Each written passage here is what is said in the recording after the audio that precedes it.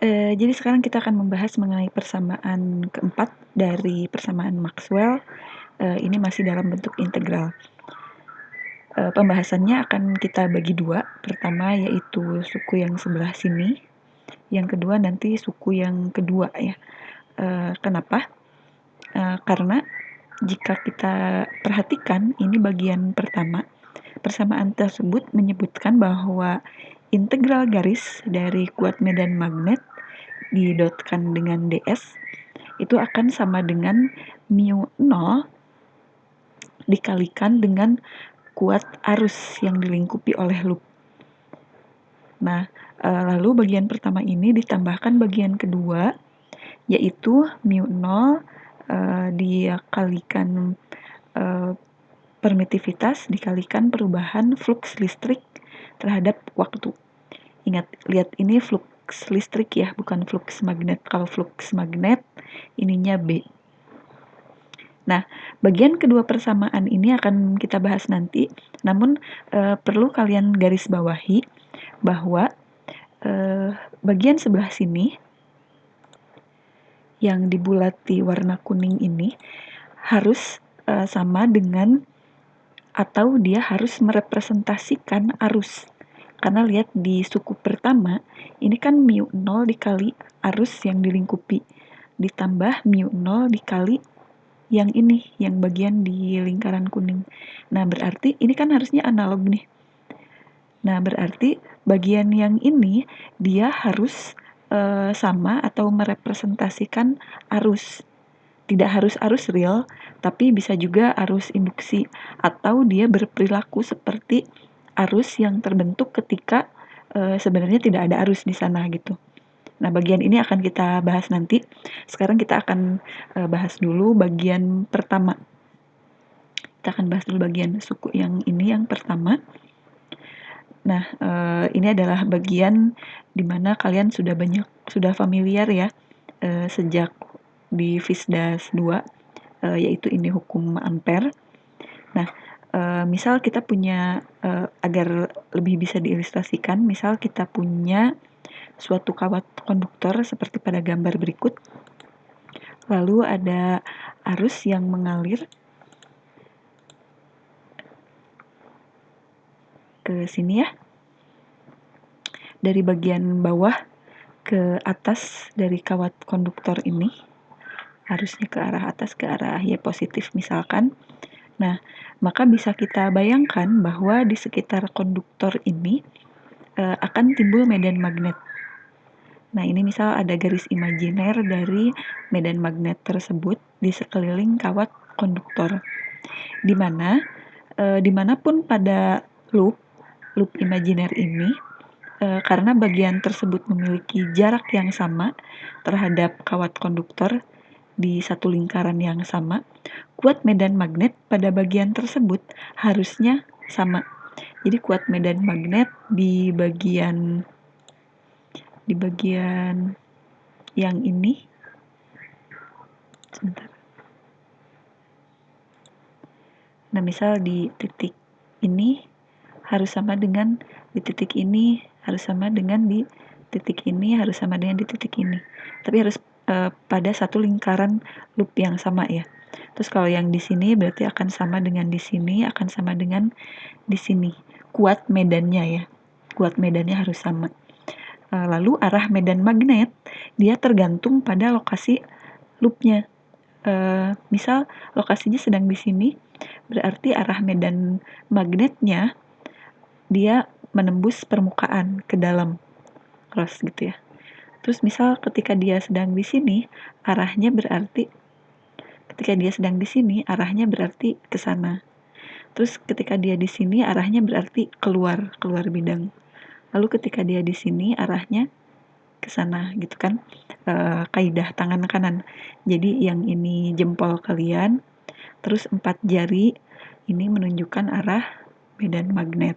Besarnya sama di setiap titik pada satu lingkaran loop yang sama gitu. Itu aturan tangan kanan. Lalu kita akan punya DS.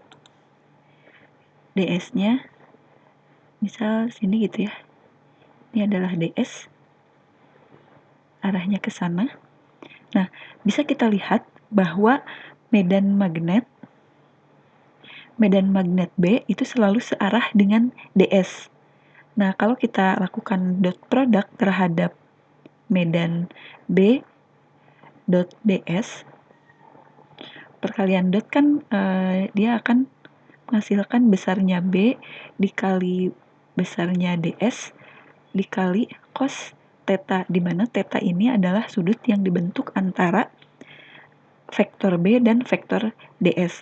Karena vektor B ini selalu sejajar dengan DS, misal dia lagi di sini nih, kan B-nya menembus, DS-nya juga menembus, jadi dia selalu sejajar.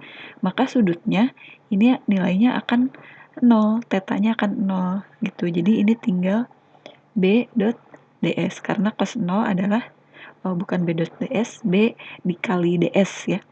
Lalu ini dikali 1 karena cos 0 itu adalah 1.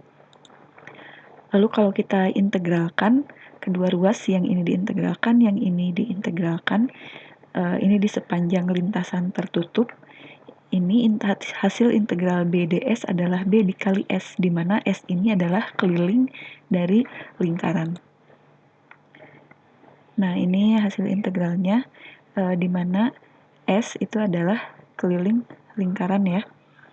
Nah, lalu kalau kita masukkan keliling lingkaran, S ini adalah keliling lingkaran yaitu 2πr, maka persamaan jadi kayak gini. Terus kita substitusi, karena integral BDS itu salah satunya adalah harus sama dengan ini, mu 0 I in, maka persamaannya seperti ini. Lalu kita bisa menghitung besarnya kuat medan magnet di suatu posisi berjarak R dari konduktor gitu. Jadi tergantung R-nya bisa bervariasi. Nah, ini adalah apa yang kalian pelajari di Fisdas 1. Itu bagian pertama. Nah, sedangkan untuk bagian kedua ini kita perlu meninjau. Saya gambar dulu ya. Sebelum itu kita tulis ulang dulu persamaannya. Kalau biasanya kan ditulis persamaannya itu yang ini di depan ya, kalau kayak yang tadi. Nah, bagian ini kan di depan. Sekarang bagian ini dikebelakangin karena kita akan meninjau bagian yang kedua ini. Jadi itu dikebelakangin dulu. Jadi bagian ini akan kita abaikan dulu. Tapi ingat, bagian ini muncul dari kasus ketika ada suatu kawat konduktor yang dialiri arus, sehingga dia menimbulkan besarnya medan magnet. Dia menimbulkan medan magnet sebesar B di sepanjang lintasan DS gitu. Itu untuk suku yang ini ya. Itu untuk suku yang ini.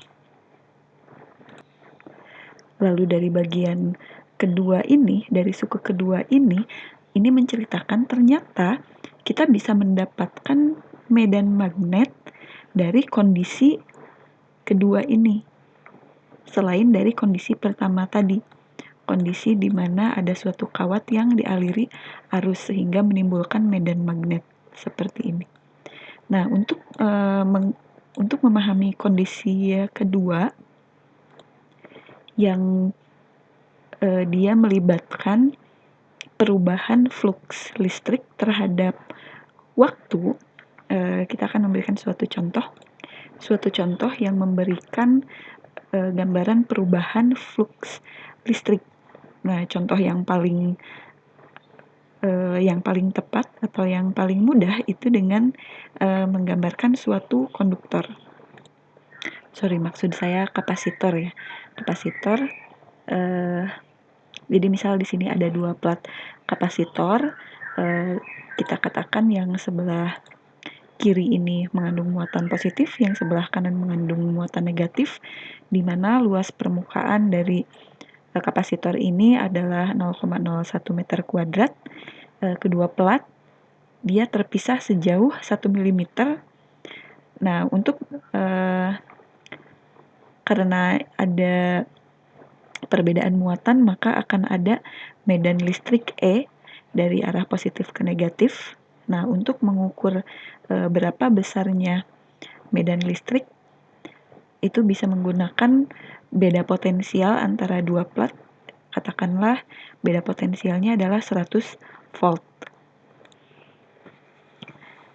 Ini kita bisa menghitung potensial, kita bisa menghitung dari potensial dan juga dari jarak, kita bisa menghitung kuat medan listrik, yaitu sebesar 10⁵ volt per meter. Lalu kita juga bisa menghitung flux listriknya, di mana flux listrik adalah E dikali A, kita peroleh sebesar 10⁻³ volt meter. Setelah itu kita bisa hitung kapasitansinya dari kapasitor tersebut dengan persamaan ini. Setelah itu kita bisa hitung berapa muatan pada kapasitor itu. Kita bisa hitung Q-nya. Nah, sehingga kita peroleh Q sama dengan 8,85 dikali 10⁻⁻⁹ coulomb. Ini mengatakan bahwa kalau kita punya dua plat kapasitor yang terpisah sejauh 1 mm dengan luas penampang 0,01 meter kuadrat dan kita berikan beda potensial sebesar 100 volt di antara kedua plat ini, maka muatannya sebesar 8,85 kali 10⁻⁹ coulomb. Oke, jadi ada potensial, ada kapasitor, dia punya muatan 8,85 kali 10⁻⁹, dia punya beda potensial 100 volt. Lalu apa?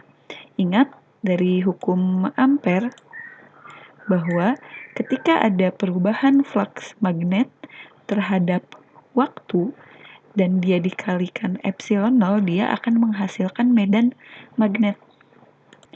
Kita akan coba untuk menggambar suatu lintasan imajiner karena kita akan berbicara tentang flux ya. Kita coba gambar suatu lingkaran imajiner yang melingkupi medan listrik.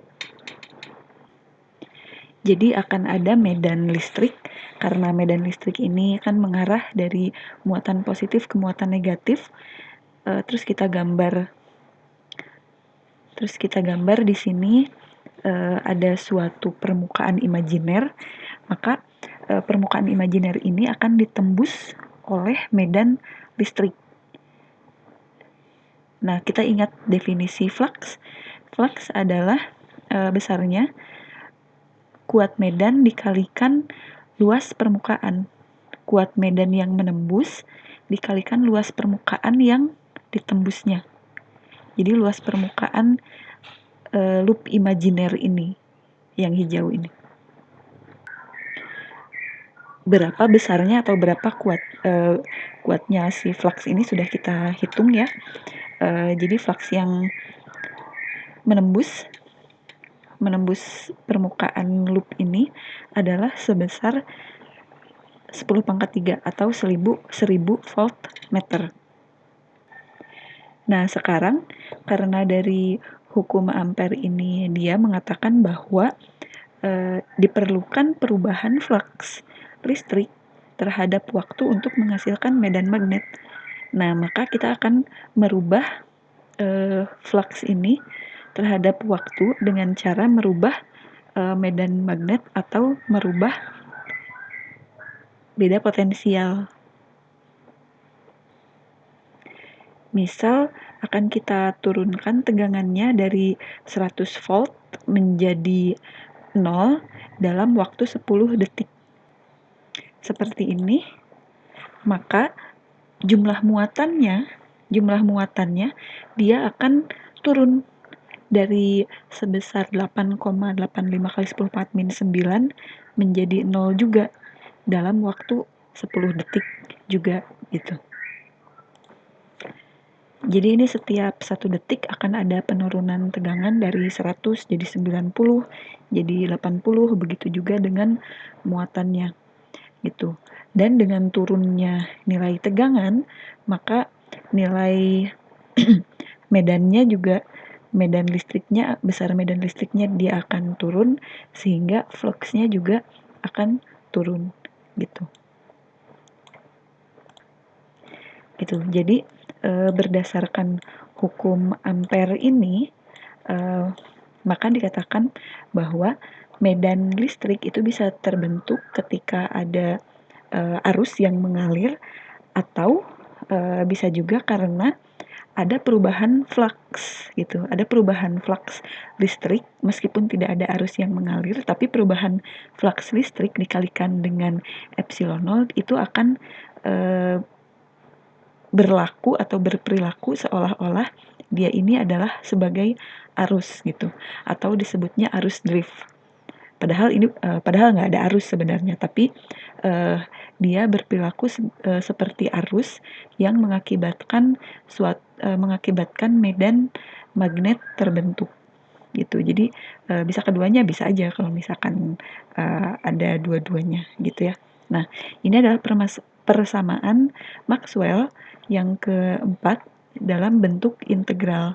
Kalian jangan bingung kalau misalkan ketemu persamaan Maxwell dalam bentuk diferensial yang ada curl atau divergensinya seperti ini. Nah, itu sama aja sebenarnya.